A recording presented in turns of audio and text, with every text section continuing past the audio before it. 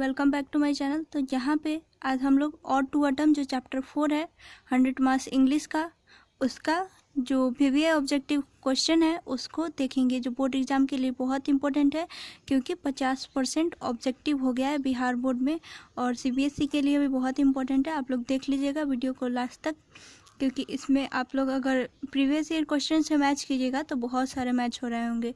तो आप लोग इसको देख लीजिएगा, बहुत ही इंपॉर्टेंट है। और बोर्ड एग्जाम में ये जो वीवीए ऑब्जेक्टिव कराया जा रहा है इससे एक भी आउट ऑफ क्वेश्चन नहीं आएगा। तो यहाँ पे जो चैप्टर का टाइटल है वो और टू अटम। तो इसके लेखक कौन है, तो इसके पोएट कौन है, जॉन किट्स। जॉन किट्स ने क्या लिखा है, कौन सा पोएम, और टू अटम।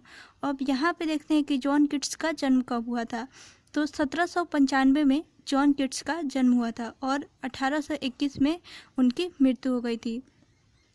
तो ये जो पहला क्वेश्चन है ये दिया है और टू अटम, जो चैप्टर का नाम है हैज़ बीन रिटन बाई, तो यह किसके द्वारा लिखा गया है। तो ऑप्शन पहला है जॉन डोनी, तो ऑप्शन बी क्या है, जॉन किट्स, ऑप्शन सी है टीएस इलियट, ऑप्शन डी है जियोफ्री चौसर। तो यहाँ पे देखिए जॉन डोनी क्या लिखे हैं, तो ये हम लोग पढ़ चुके हैं, जो फर्स्ट चैप्टर लिखे हैं ये sweetest love I do not go, John Donne. तो जॉन डोनी लिखे हैं sweetest love I do not go first chapter. उसके बाद यहाँ पे जॉन किट्स हैं, तो ये यहाँ पे जॉन किट्स लिखे हैं ऑटम को। तो और टू ऑटम कौन लिखा है, जॉन किट्स, तो ऑप्शन बी सही होगा। अब नेक्स्ट क्वेश्चन देखते हैं। नेक्स्ट क्वेश्चन है व्हेन वाज ही बॉर्न, अब उनका जन्म कब हुआ था।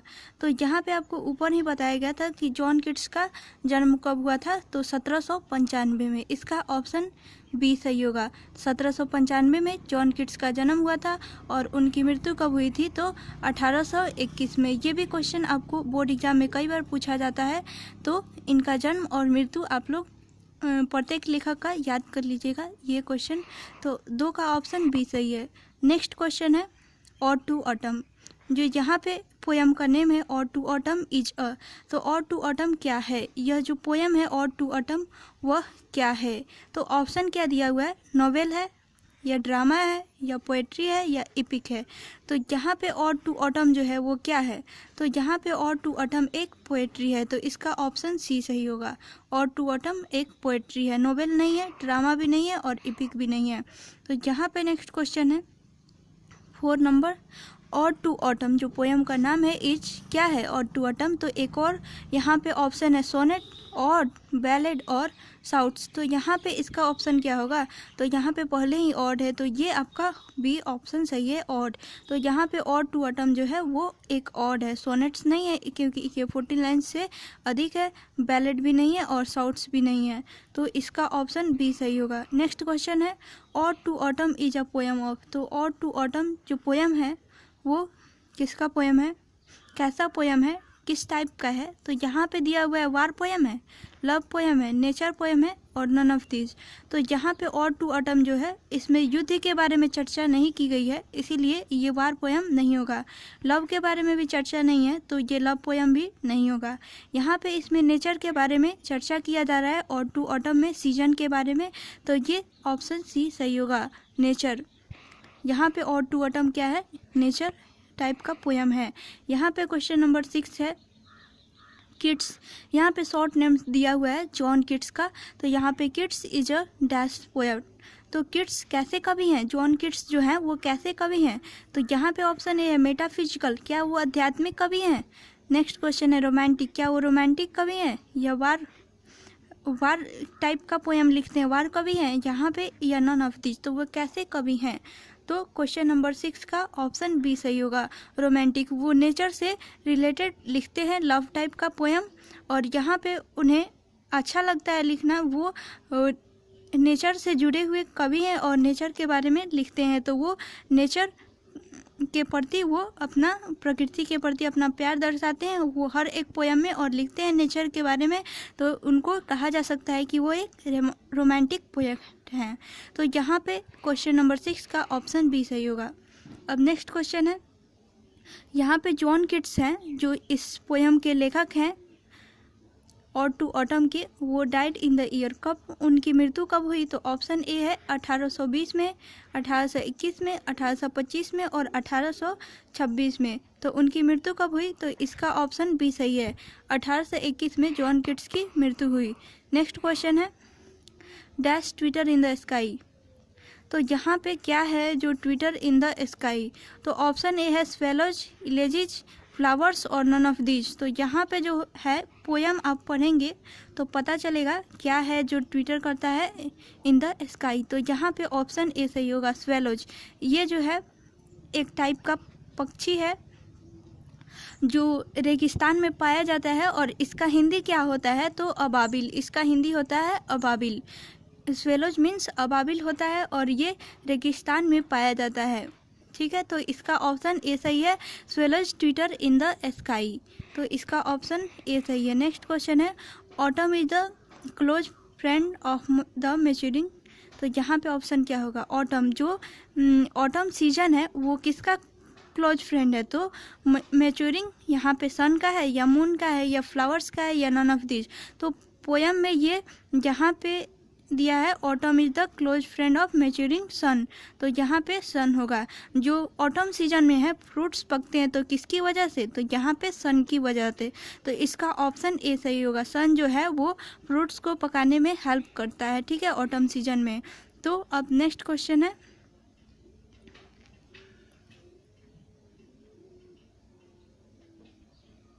अब यहाँ पे क्वेश्चन नंबर 10 है ऑटम। ऑटम जो सीजन है वो स्टार्ट्स आफ्टर द डिपरेचर ऑफ क्या? तो यहाँ पे कौन सा सीजन है जो ऑटम सीजन के यहाँ पे ऑटम किसके बाद स्टार्ट होता है? कौन सा सीजन है जिसके बाद ऑटम सीजन स्टार्ट होता है? तो ऑप्शन है समर, ऑटम और विंटर और नन ऑफ दीज। यहाँ पे नन ऑफ दीज हटाइए, यहाँ पे ऑटम भी नहीं होगा क्योंकि ऑटम के बाद तो ऑटम आएगा ही नहीं। यहाँ पे तो समर और विंटर, तो इसमें कौन सा होगा? तो जो है समर सीजन, उसके बाद ऑटम सीजन आता है। समर सीजन के बाद ऑटम सीजन आता है। तो इसका ऑप्शन ए सही होगा। डिपरेचर मतलब होता है प्रस्थान करना या उसके बाद ऐसा होता है। तो यहाँ पे जो समर सीजन आता है, समर सीजन जो है उसके जाने के बाद ऑटम सीजन आता है। तो इसका ऑप्शन ए सही होगा। नेक्स्ट क्वेश्चन है 11। तो यहाँ पे दिया है autumn is a season of मेलो। तो यहाँ पे क्या होगा? तो यहाँ पे ऑप्शन ए है फ्रूटफुलनेस, नो विंड और फ्रूटलेसनेस और नन ऑफ दिस। तो ऑटम जो सीजन है उसमें क्या होता है? तो पेड़ जो होते हैं वो फल, उसके फल जो होते हैं वो पेड़ जो होते हैं फल से लद जाता है और उसके फल जो होते हैं वो फ्रूटफुलनेस हो जाते हैं, फ्रूट से लद जाता है। तो इसका ऑप्शन ए सही होगा। यहाँ पे नो विंड, तो ऑटम सीजन में तो विंड होता है, तो यहाँ पे ये ऑप्शन गलत हो जाएगा। अब फ्रूटलेसनेस, तो ऑटम में तो फ्रूट्स भी होते हैं, तो ये भी ऑप्शन गलत हो जाएगा। इसका ऑप्शन ए सही होगा, फ्रूटफुलनेस। तो ऑटम सीजन है जिसमें पेड़ पर जो होते हैं फल से लद जाते हैं और उसके फल सन, मैच्योरिंग सन की वजह से पक जाते हैं। तो यहाँ पे नेक्स्ट क्वेश्चन है 12। क्वेश्चन क्या बोलता है कि in dash new leaves and fruits come out on trees. तो यहाँ पे कौन सा सीजन, फिर से पूछ रहा है कौन सा सीजन है जिसमें नई पत्तियां और फल जो है वो पेड़ों पर आ जाते हैं, पेड़ों से पे आ जाते हैं, लद जाते हैं। तो नई पत्तियां कब आती हैं पेड़ों पे और फ्रूट्स कब आते हैं? तो ऑप्शन ए सही होगा। ऑटम सीजन जो है उसमें नई पत्तियां आ जाती हैं और फ्रूट्स भी आ जाते हैं पेड़ों पे। तो नेक्स्ट क्वेश्चन है dash was a great lover of nature. तो कौन है जो नेचर के बहुत बड़े प्रेमी हैं? तो ऑप्शन ए है जॉन डन, यहाँ पे option B W.H. Auden, option C John Keats और option D none of these. तो यहाँ पे जॉन किट्स को यहाँ पे रोमांटिक पोएट भी बोला जाता है और ये एक नेचर के लवर कवि हैं। तो यहाँ पे इनका ऑप्शन सी सही होगा, John Keats was a great lover of nature. तो इसका ऑप्शन सी सही होगा। नेक्स्ट क्वेश्चन है who has been personified in autumn to or to autumn। तो यहाँ पे जो है who has been personified in or to autumn। Question number 14 जो दिया है इसमें कौन सा जो or to autumn है वो किससे जुड़ा हुआ है, और टू ऑटम जो पोयम है आपका वो किससे जुड़ा हुआ है? तो ऑप्शन है स्प्रिंग, स्प्रिंग सीजन से जुड़ा हुआ है, नहीं। यहाँ पे विंटर, तो विंटर से भी नहीं जुड़ा है। यहाँ पे जो ऑटम सीजन है उससे जुड़ा हुआ है, तो इसका ऑप्शन सी सही होगा। यहाँ पे हु हैज़ बीन पर्सनिफाइड इन और टू ऑटम, और टू ऑटम जो सीजन है वो किससे जुड़ा हुआ है? तो ऑटम सीजन से जुड़ा हुआ है, इसका ऑप्शन सी सही होगा। नेक्स्ट क्वेश्चन है the theme of autumn is, जो ऑटम सीजन है, यहाँ पे ऑटम और टू ऑटम जो पोयम है उसका थीम क्या है? तो यहाँ पे थीम पूछ रहा है। ऑप्शन ए है एबंडेंस, स्कार्सिटी, मैच्योरिटी और नन ऑफ दिस। तो इसका ऑप्शन क्या होगा? तो यहाँ पे देखिए, अब इसका हिंदी देखिए, एबंडेंस मीन्स होता है प्रयास, तो ये किससे जुड़ा हुआ है? एबंडेंस मीन्स होता है प्रयास, स्कार्सिटी मीन्स होता है कमी, तो क्या कमी से जुड़ा हुआ है? नहीं। यहाँ पे मैच्योरिटी होता है परिपक्वता, तो इससे भी जुड़ा हुआ नहीं है, एबंडेंस से जुड़ा हुआ है, इसका ऑप्शन ए सही होगा, प्रयास से जुड़ा हुआ है। और टू ऑटम जो है वो एक प्रयास से जुड़ा हुआ पोयम है। तो नेक्स्ट क्वेश्चन है 16 number, Ode to Autumn is written in. तो यहाँ पे और टू ऑटम जो पोयम है वो जॉन किट्स के द्वारा लिखा गया है, और ये कब लिखा गया? तो इसका ऑप्शन ए है अक्टूबर 1819, सितंबर 1819, नवंबर 1819, दिसंबर 1819। तो और टू ऑटम पोयम कब लिखा गया है? तो इसका ऑप्शन बी सही होगा। यहाँ पे जॉन किट्स ने सितंबर 1819 में इस पोयम को लिखा, और 1920 में इसको पब्लिश किया गया। इस पोयम को 1920 में पब्लिश किया गया, और यहाँ पे 1819 में सितंबर मंथ में यहाँ पे इसको लिखे थे।